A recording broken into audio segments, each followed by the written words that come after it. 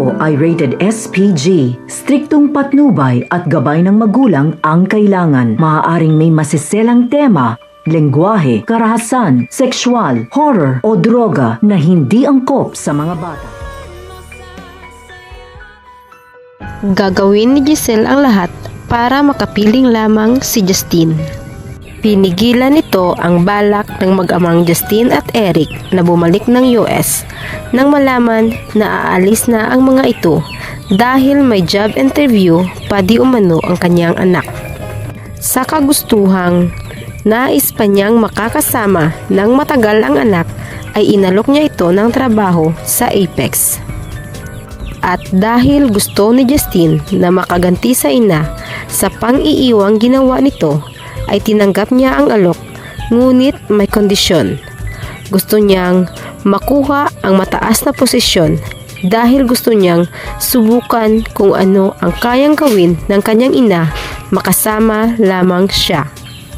Hindi lubos akalain ni Justine na papayag si Giselle sa nais niya kahit mapunta pa sa kanya ang pagmamayari ng hospital.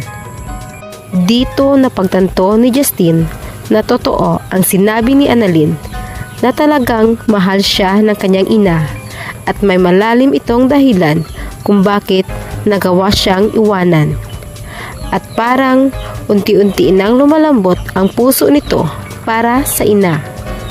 Samantala, inimbitahan sa Japan sina Doc Lindon at Doc Annalyn bilang kakatawan sa Eastridge Hospital sa gaganaping seminar.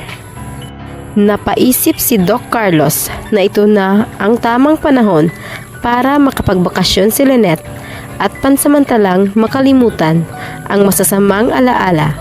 Kaya kinausap nito si Annalyn na isasama nito ang ina sa pagpunta ng Japan. At nalaman din ni Carlos na isa ito sa mga pangarap ng asawa, kaya nais nitong tuparin.